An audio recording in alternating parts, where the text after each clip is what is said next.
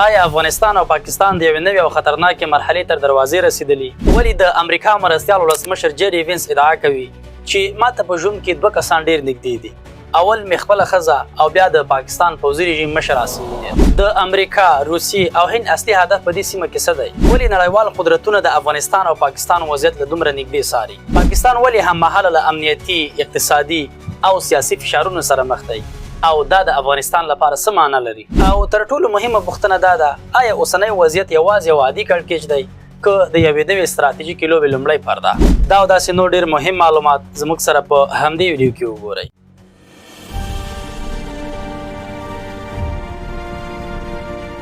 په دې وروستیو کې یو ځل بیا د افغانستان او پاکستان ترمنځ وضعیت ډېر سخت خراب شوی او د دواړو هیوادونو ترمنځ هغه اوږدمهاله بېباوري چې کلونه موجود وه اوس داسې ښکاري چې د یوې نوې او خطرناک پړاو په لور روانه ده.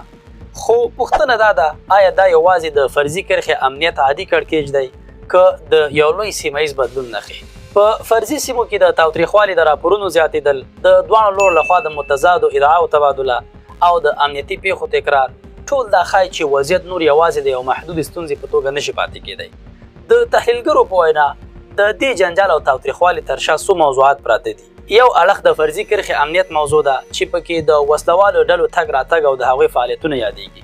بل اړخ بیا هغه ژور سیاسي او ستراتیژیک اختلافات دي چې د افغانستان او پاکستان اړیکې له کلونو راهیسې اغېزمنې کړي دي.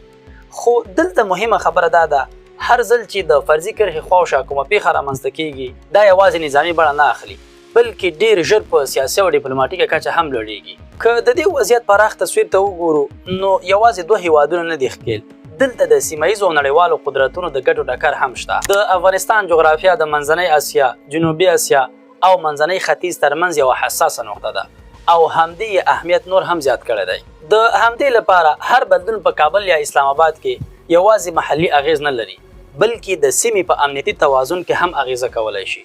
خو پوښتنه دا ده، ولې وضعیت حساس شوی؟ ګورئ، وروستي تحولات ښایي چې د فرضي کرښې شاوخوا د امنیت وضعیت نازک شوی، د باور کچه تر ټولو ټیټې نقطې ته رسېدلې، اقتصادي فشارونه زیات شوي او د سیاسي اړیکو چینلونه کمزوري شوي. دا ټول عوامل یو ځای شوي او د یو داسې ماحول لامل شوي چې هره کوچنۍ پیښه هم لوی انعکاس پیدا کوي. خو بیا هم راتلونکی څه ښایي؟ که همدا لړۍ دوام وکړي نو 3 احتمالي سناریوګانې مطرح کیدی شي. اول، د فرضي کرښې شاوخوا د شخړو دوام. دوهم، د ډیپلوماټیکو اړیکو لا زیات خرابوالی. دریم، او یا هم د فشار له لارې د نوو امنیتي توافقاتو هڅه. خو دا ټول یوازې اټکلونه دي، اصلي لوری به د راتلونکو سیاسي پریکړو پورې تړلی وي.